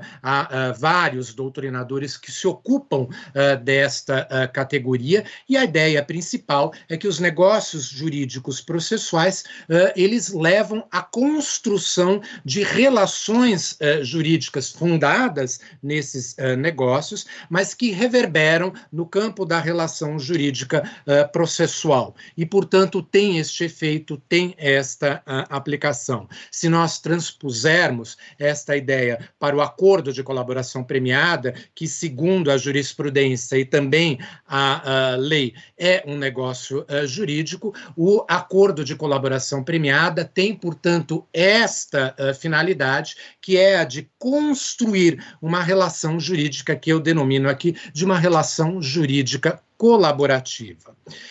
Esta relação jurídica colaborativa, ela se difere dos negócios jurídicos bilaterais que nós encontramos no direito privado, porque nesses negócios há uma maior amplitude para a autonomia e para o espaço de liberdade das partes que celebram esses negócios jurídicos. Esta autonomia, muito embora ela esteja presente no campo dos negócios jurídicos processuais, em especial ao acordo de colaboração premiada, é uma liberdade bem mais limitada, porque o legislador indica quais são os direitos e os deveres que compõem este negócio jurídico e, portanto, fazem e compõem o conteúdo desta relação jurídica colaborativa. O legislador também nos revela quais são as etapas de construção deste negócio jurídico processual. E aqui, em boa hora, veio a lei de 2019 e ela estabelece uma série de aspectos, até muito bem detalhados, a respeito desta fase preliminar da celebração do acordo formal, esta fase das tratativas e das negociações preliminares, que envolvem, de um lado, o investigado, o réu, o condenado, do outro lado, o Ministério Público, lembrando-se sempre, como resguardo da ampla defesa que se projeta nessa etapa, é sempre necessário e indispensável que o investigado, o réu, condenado, esteja acompanhado do seu defensor. Se essas tratativas, elas avançam a ponto de nós termos a celebração do acordo, esse acordo, então, será formalizado e será, portanto, apresentado à autoridade judiciária competente, que fará e exercerá o controle judicial. Se este controle for um controle positivo, então esta autoridade judiciária, ela homologará o acordo. E aqui me parece um ponto muito importante de interpretação de toda esta dinâmica. A homologação judicial é uma condição de eficácia deste acordo de colaboração premiada. Dito de outra forma, quando se verifica a chancela judicial, a homologação judicial, nós temos, portanto, o início, o cumprimento e, portanto, a eficácia daquela relação jurídica colaborativa construída. É a partir deste momento, portanto, que aqueles deveres que foram assumidos pelo colaborador deverão tomar corpo e forma. Transpondo isso em algumas conclusões preliminares, que me parecem que são premissas para as respostas às perguntas que foram colocadas. O acordo de colaboração, ou pelo acordo de colaboração, as partes, no caso o colaborador e o celebrante, ajustam os termos da colaboração processual que será prestada pelo investigado, pelo acusado ou condenado, a depender do momento da persecução penal, e o prêmio punitivo correspondente. Prêmio este, óbvio, indicado pela lei. Nós estamos falando em uma premialidade legal e não em uma premialidade acordada. Tudo isso será perseguido pelo acusador público durante o processo. O efeito do negócio jurídico processual, que é o acordo de colaboração premiada, é o de construir uma nova relação jurídica entre as partes do processo, fixando para estas partes direitos, ônus e faculdades, o que compõe o conteúdo de uma relação jurídica processual e, especificamente, a relação jurídica colaborativa. Dessa forma, como negócio jurídico que é, a colaboração premiada estabelece entre as partes que a celebram compromissos, direitos e deveres de índole processual. Avançando um pouco mais, qual é o conteúdo desta relação jurídica colaborativa? O que ela implica na divisão de espaços de deveres e também de direitos? Do lado do colaborador, é óbvio que a partir do momento em que este acordo passa a ter eficácia, ele passa a ter o dever de prestar a colaboração. Este dever de prestar a colaboração implica o dever de expor todos os fatos ilícitos para os quais ele concorreu, conforme proclama a recém-criada redação dada ao artigo 3º-C, parágrafo 3º da Lei 12.850. Estes fatos ilícitos para os quais o colaborador concorreu e sobre os quais ele terá o dever de colaborar, o conteúdo mais detalhado deve ser indicado nos termos daquele acordo formalmente celebrado, o que na prática isto se manifesta por uma série de anexos que integram os termos do acordo. E, portanto, estes anexos e a indicação dos fatos nestes anexos são de extrema importância porque delimitam o objeto da relação jurídica colaborativa e, especificamente, revelam qual é o dever de colaboração. Além disso, há outros deveres que decorrem da própria lei e são deveres que decorrem da condição jurídica do colaborador, e aqui nós temos a renúncia ao exercício do direito ao silêncio, não é uma renúncia ao direito ao silêncio, mas ao exercício deste direito, e também o compromisso de dizer a verdade. Tanto a renúncia ao exercício do direito ao silêncio, como o compromisso de dizer a verdade, tem uma conexão lógica que está delimitada pelos fatos que o colaborador assume o dever de esclarecer, de revelar e de indicar. E, portanto, a renúncia e o dever de dizer a verdade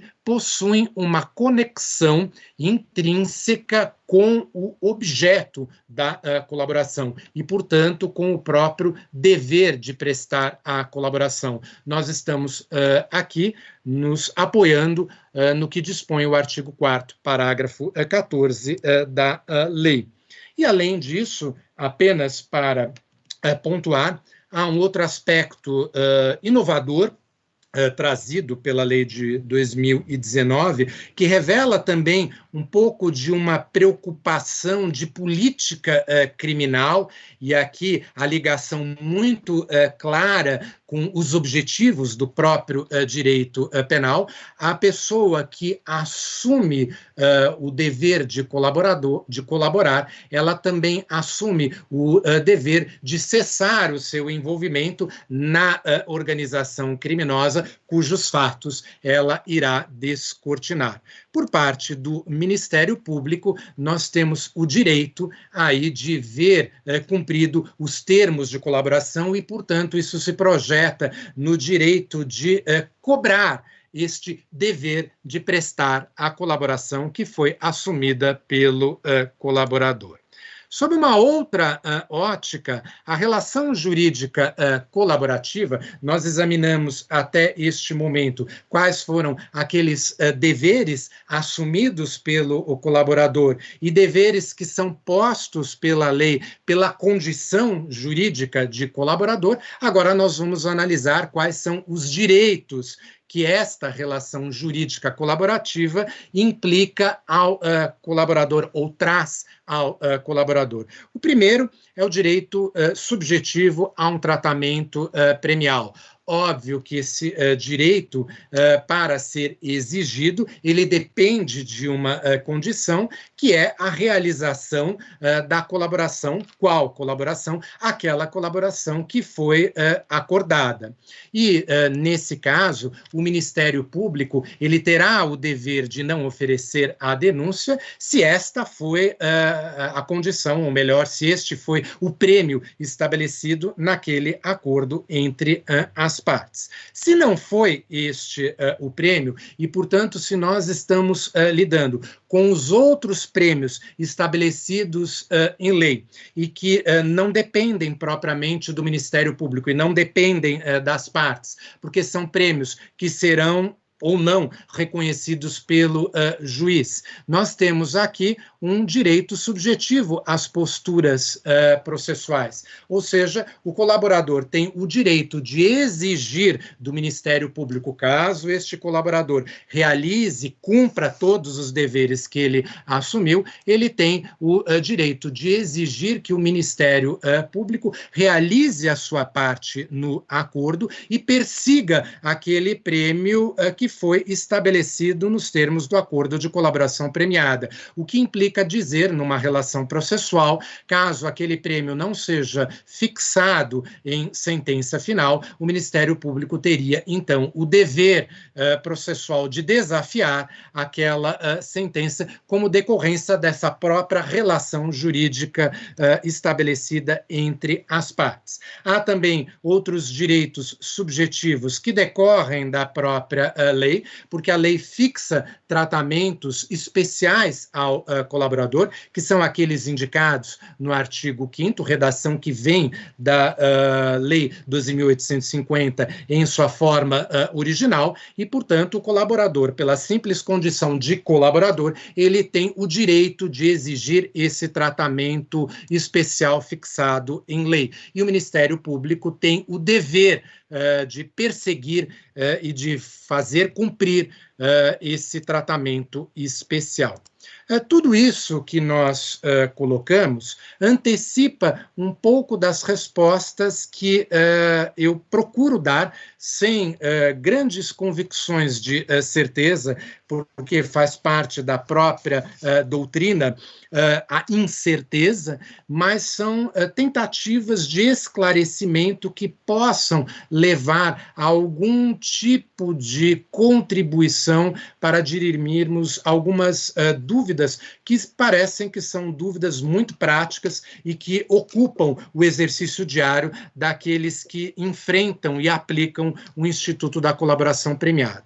Eu trago aqui, no primeiro dos exemplos, uma redação, uma relação que é uma relação processual na forma como todos nós conhecemos e, portanto, nessa formatação triangular, onde nós encontramos de um lado o acusador público, o Ministério Público, no vértice do triângulo, a autoridade judiciária, na outra ponta do triângulo, o réu, e, portanto, aquele que é o sujeito passivo desta relação processual. Sabemos que por essa condição ou por esta posição, o réu, ele goza de uma série de direitos e também garantias. Obviamente, a mais evidente é aquela que decorre da ampla defesa, e, em especial, a autodefesa, aqui traduzida no direito de presença, no direito de ser ouvido e também no direito ao silêncio. No entanto, quando nós trazemos um elemento que torna esta relação mais complexa e, portanto, este réu assume também a posição de colaborador, nós estamos diante de uma posição híbrida, que traz para esta relação processual aquela relação jurídica colaborativa que foi construída entre o Ministério Público e o colaborador. Só que, neste caso, este colaborador assume, nesta relação processual, a posição também de réu. E, portanto, isso traz um elemento que torna esta relação um pouco mais complexa do que aquela relação processual tão simples com a qual nós estamos acostumados a estudar e a lidar. Este colaborador, ele leva para esta relação processual aqueles direitos e deveres que foram assumidos por força desta relação colaborativa. Então, nessa perspectiva em que nós temos um réu colaborador, nós temos uma posição jurídico-processual híbrida. Óbvio, nós não temos apenas a figura do réu e não temos aqui apenas a figura do colaborador. Nós temos uma posição jurídico-processual que eu denomino de híbrida. Quais são as questões que informam estas duas posições?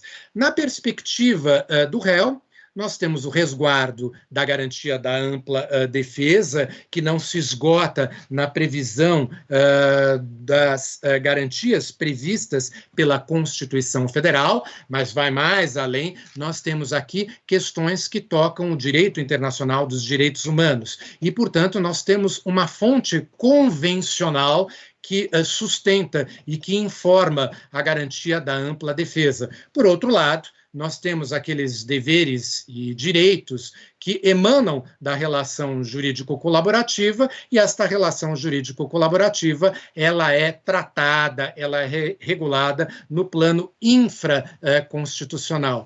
Trago esses dois elementos porque isto é muito elucidativo para esclarecer, por exemplo, qual seria o momento mais adequado para nós ouvirmos um réu que também é colaborador naquela relação processual.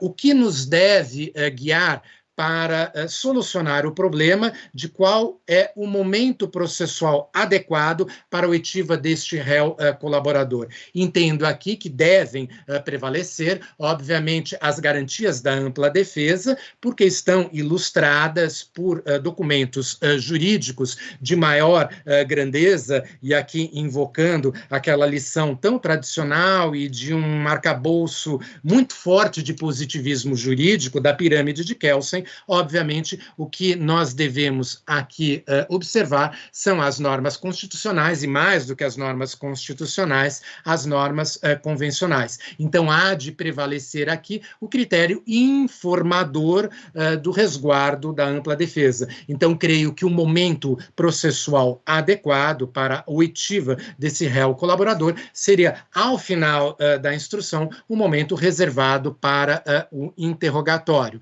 Mas, e qual o conteúdo desta oitiva? Nós temos aqui o réu, que é alvo da acusação, que é o imputado, sobre quem recai aquela pretensão acusatória, mas, ao mesmo tempo, ele é colaborador e, portanto, ele tem o dever de colaborar e, dessa forma, ele deve responder todas aquelas questões que toquem os fatos ilícitos para os quais ele concorreu, fatos ilícitos que foram especificados nos termos do acordo de colaboração e que tocam, de alguma forma, num elemento de diálogo, aqueles fatos que estão e são imputados pela acusação. Então, com relação a todos esses fatos, pela simples condição de colaborador, muito embora réu, como ele assumiu estas obrigações, ele terá o dever de colaborar e, portanto, deverá falar. Este dever de colaborar decorre, como disse, da obrigação negocial e, portanto, se relaciona com os fatos imputados. Existe a possibilidade dele invocar o direito ao silêncio? Sim. Existe, se porventura as perguntas que forem a ele dirigidas, seja pelo órgão acusador ou mesmo pelo juiz, tocarem aspectos que não foram alvo do acordo de colaboração e, portanto, não alcançam também os termos da imputação.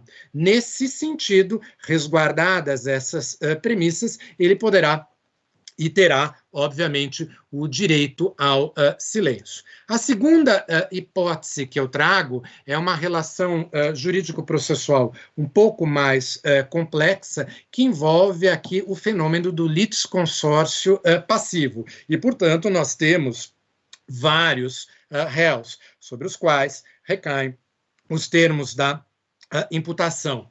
Um desses réus, ele figura também como colaborador e, portanto, ele leva a esta relação processual os efeitos e a dinâmica daquela relação jurídica colaborativa estabelecida e construída com o Ministério Público, formalizada pelo acordo de colaboração premiada.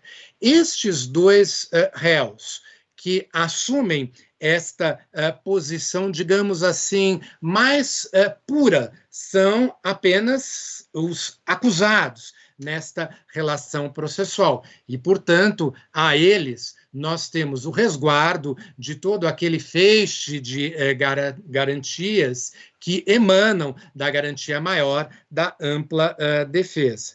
Mas é evidente que o réu colaborador, porque está nessa posição híbrida, ele leva também ao processo, na realização dos termos do acordo, ele traz para esta relação processual efeitos que vão alcançar aqueles corréus que, porventura, tenham sido ou são por ele também imputados ou delatados. Então, há uma consequência, há um efeito processual que deve ser observado com relação a estes corréus que foram delatados pelo réu colaborador. Levando isto à nossa fórmula que nós procuramos construir, então nós temos uma segunda hipótese aqui, em que temos uma relação processual onde há o réu colaborador, mas nós temos um litisconsórcio passivo, onde os demais corréus não são réus colaboradores, mas, ao contrário, eles são aqueles réus que são delatados, são envolvidos pelo réu colaborador. O nosso réu colaborador está numa posição jurídico-processual híbrida, com relação a ele, nós temos aquelas mesmas dinâmicas que nós avaliamos. No tocante ao momento de oitiva, não há grandes alterações. Ele leva para esta relação processual como critério solucionador este status jurídico de réu, com o resguardo da ampla defesa, e, portanto, creio que ele deve ser ouvido ao final da instrução, naquele momento reservado ao interrogatório, mas porque o seu interrogatório, as suas declarações podem trazer efeitos jurídicos, penais e processuais aos réus delatados, ele deverá ser ouvido antes destes réus que foram por ele delatados, abrindo-se, obviamente, todo um espaço para o exercício do contraditório. Com relação ao conteúdo, este réu colaborador, ele também terá o dever de colaboração, um dever de colaboração que está limitado quanto ao seu conteúdo, aqueles fatos ilícitos que foram indicados nos termos do acordo de colaboração e que guardam alguma conexão com os termos da imputação. Se houver esta coincidência, obviamente ele terá o dever de colaborar e, portanto, ele tem o dever de falar, ele renunciou ao exercício do direito ao silêncio e assume o compromisso de dizer a verdade. Como disse, um dever de colaborar, que emana daquela obrigação que ele assumiu ao celebrar o acordo de colaboração premiada, que levou como efeito a construção desta relação jurídica colaborativa.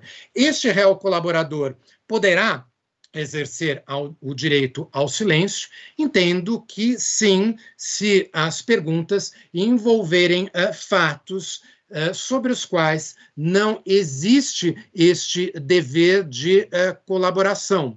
Eu não estou tratando aqui dos fatos que envolvem um dever de colaboração e que ele escondeu, porque isso implica, obviamente, até um descumprimento da relação colaborativa. Mas eu falo aqui de eventuais fatos que não tocam direta ou indiretamente este dever de colaboração. Sobre estes fatos, que porventura possam, de alguma forma, trazer algum tipo de prejuízo, ele poderá exercer o direito ao silêncio.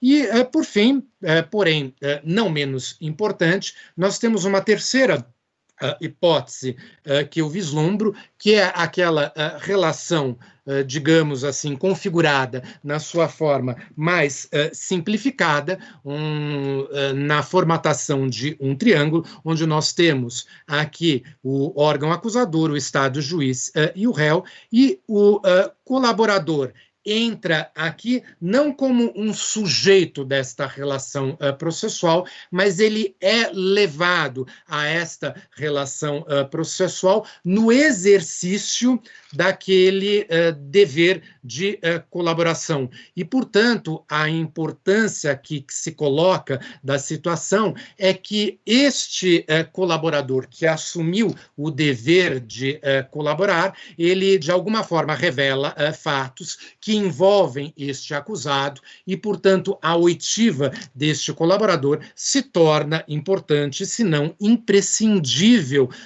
no curso desta marcha processual. Qual é o momento processual em que este colaborador deveria ser ouvido? Entendo aqui que, como ele não ocupa o polo passivo daquela relação processual, aqui não se projeta com grande intensidade aquelas questões relacionadas ao resguardo da ampla defesa, que tocam, na verdade, aquele que ocupa o polo passivo da relação processual. Ele ingressa aqui e o dever de colaborar, ele se concretiza ao longo da instrução.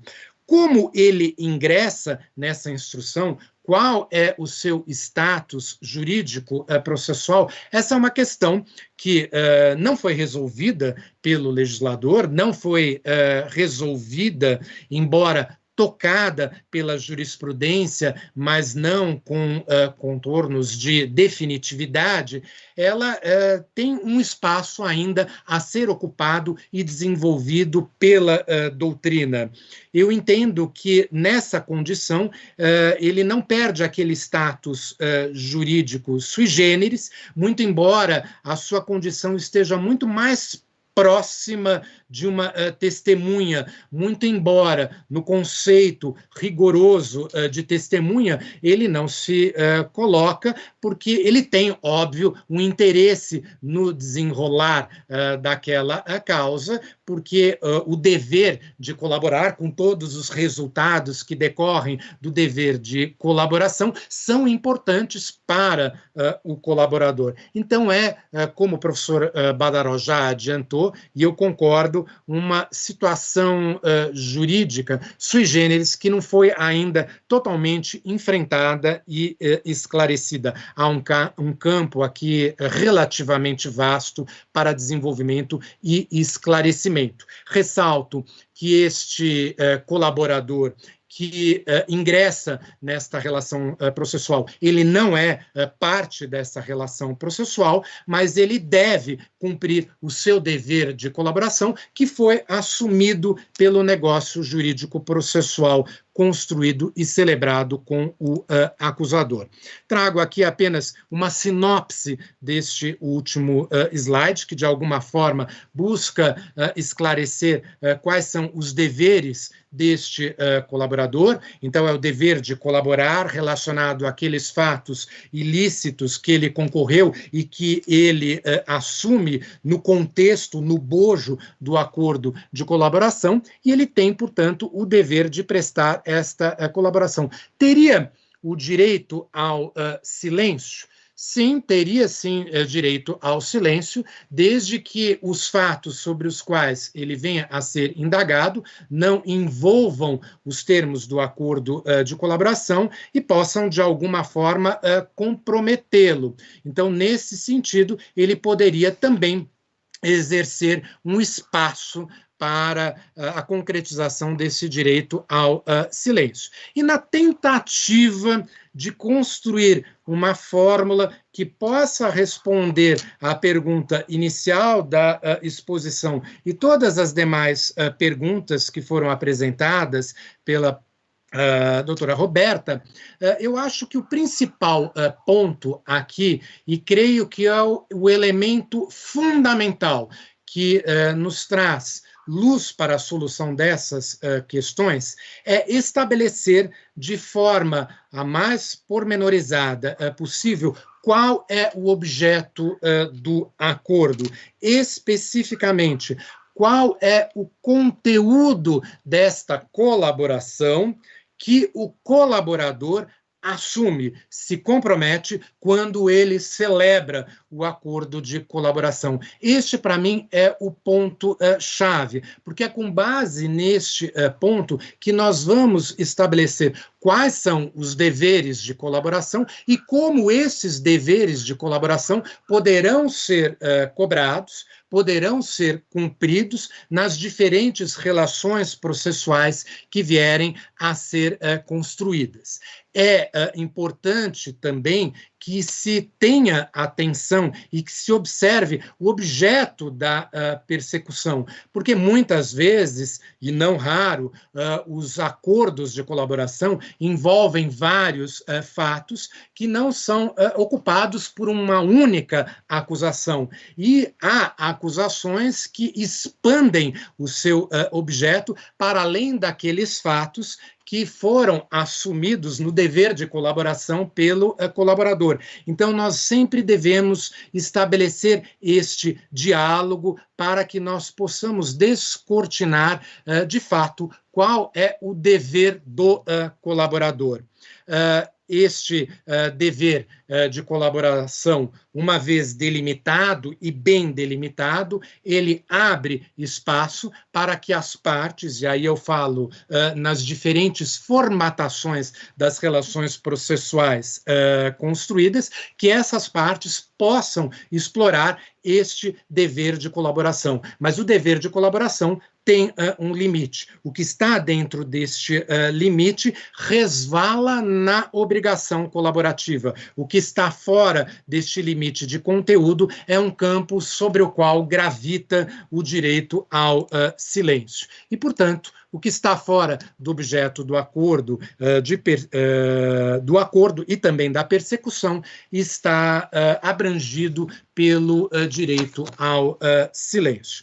Eu gostaria apenas de consignar e de voltar ao ponto inicial, em que a minha curiosidade, diferentemente do professor Badaró, que além do vasto conhecimento acadêmico, também tem um grande conhecimento prático sobre as questões que tocam o acordo de colaboração premiada, o meu conhecimento, se é que pode ser assim qualificado, é de pura curiosidade científica. Então, o que eu trago aqui são construções, são reflexões que venho desenvolvendo já há algum tempo, até mesmo quando do acórdão paradigma que foi pronunciado pelo Supremo Tribunal Federal e que deu margem a toda essa discussão da equiparação do acordo de colaboração premiada aos negócios jurídicos processuais. Não tenho nenhuma pretensão de aqui trazer qualquer tipo de convicção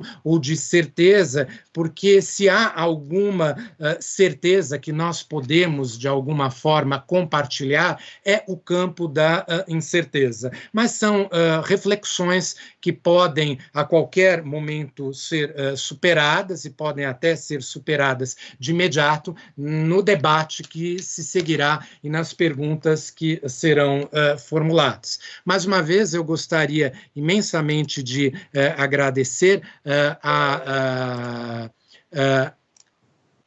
o espaço que me foi dado.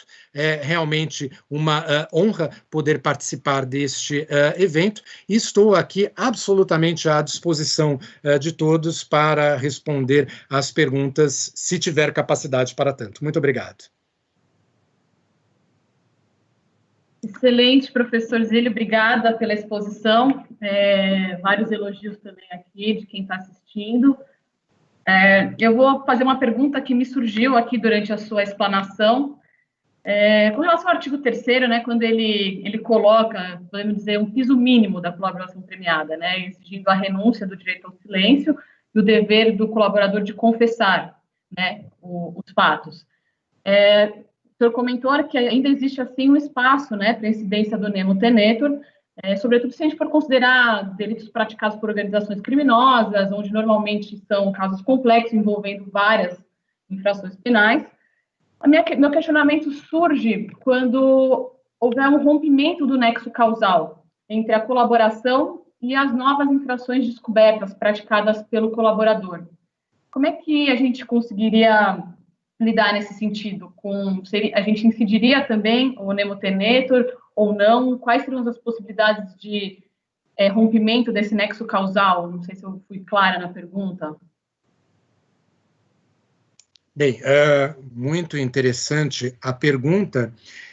Me parece que talvez um caminho para a resposta seja o fato de que nós estamos lidando aqui, na essência, com organizações criminosas. Então, no contexto das organizações criminosas, nós temos, pela própria definição das organizações criminosas, são estruturas construídas para a prática de crimes. Então, se aqueles crimes, de alguma forma, fazem parte daquela estrutura da organização criminosa, me parece lógico, e acho que até o desejo do legislador, e aí vem muito a questão de política criminal, que o colaborador, ele colaborasse de forma ampla e total, ou seja, ele deveria indicar todos aqueles crimes que ele tenha participado no contexto daquela organização criminosa. Eu acho que o ponto-chave para a resposta aqui volta um pouco à origem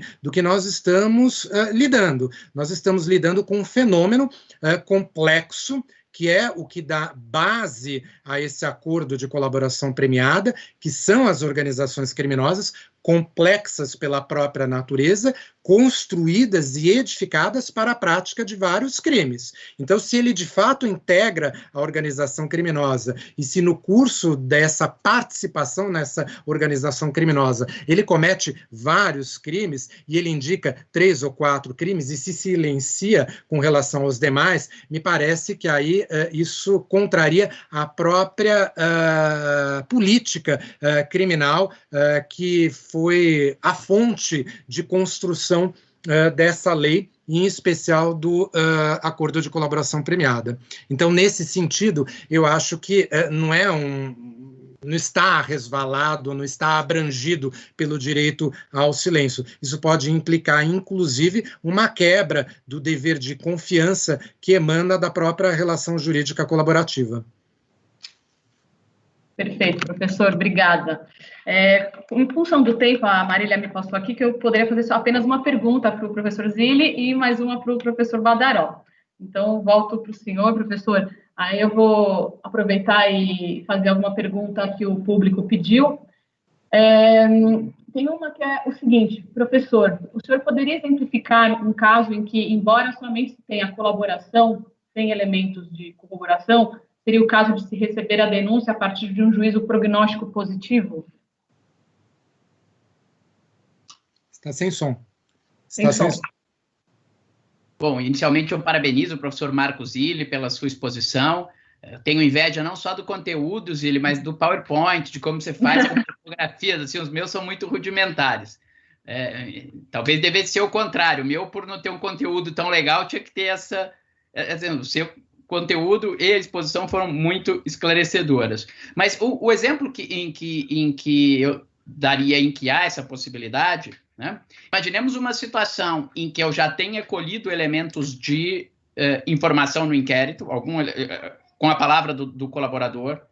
Esse colaborador não apresentou documentos, mas ele indique, por exemplo, testemunhas que poderiam corroborar aquela informação. Um courrier que levou o dinheiro, o porteiro do prédio ou a secretária da pessoa que recebia, que em alguma oportunidade ele entregou o dinheiro para a secretária. Só que, por algum motivo, essa prova ainda não tenha sido feita no inquérito policial. Vamos imaginar porque essa pessoa está doente, ou porque a pessoa está no exterior, ou porque, muitas vezes, o prazo prescricional está se avizinhando entre agora, nos futuros crimes, pela pena em concreto, mas, às vezes, o prazo está se avizinhando. Então, essa seria uma situação em que eu diria, tem a palavra do colaborador e tem perspectiva de pessoas que podem incrementar essa palavra e chegar a um nível de suficiência forte para a condenação. Diferente da situação que o colaborador diga, não tem nenhuma testemunha, ninguém viu, era eu que entregava pessoalmente, eu ia com o meu carro, nós combinávamos nos encontrar numa praça pública que não tinha câmera de segurança, eu descia e entregava o dinheiro para ele. Quer dizer, se tentou obter a câmera de segurança, não tinha nada e só vai ficar na palavra dele. Essa segunda hipótese, me parece que o juízo prognóstico é claramente negativo, deveria ser rejeitada a denúncia. Na primeira, o juízo prognóstico é positivo e, portanto, vamos dizer assim, o trajeto normal da persecução penal seria receber essa denúncia, já havendo algum aspecto indiciário de autoria, para que isso se confirme ou não ao longo da persecução penal.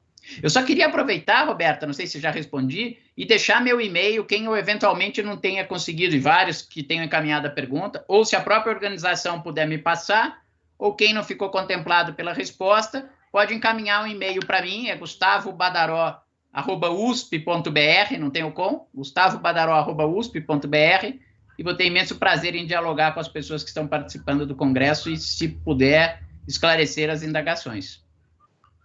Ótimo, professor, obrigada. Acho que com certeza as perguntas serão encaminhadas para ambos. Então, vou passar a palavra para o Danilo, para ele fazer o encerramento, agradecer mais uma vez a oportunidade e a honra de mediar um debate com vocês dois, que eu apenas conhecia de nome, de artigos, e, enfim, muito obrigada. E, Danilo? Obrigado, Roberto. Bom, eu gostaria de agradecer a participação brilhante dos professores Gustavo Badaró e Marcos Zilli. Gostaria de agradecer também a não menos brilhante mediadora, a doutora Roberta Ferrante. Agradecer especialmente porque, sabendo das dificuldades de agenda de todos, né, tiveram generosamente a disposição de abrir esse espaço para nos brindar com um debate tão enriquecedor quanto o travado nesse fim de tarde. Gostaria de agradecer ainda a equipe de apoio da Escola Superior do Ministério Público de São Paulo, pelo trabalho eficiente e profissional. Espero que todos tenham aproveitado os profícuos debates desenvolvidos durante o curso desse evento e faço votos de que essa parceria entre o Ministério Público de São Paulo, através de sua escola, e o Ministério Público Federal, através de nossa Procuradoria da República em São Paulo, nos brinde novamente com eventos tão bons, de tão alto nível quanto foi esse sobre prova no processo penal.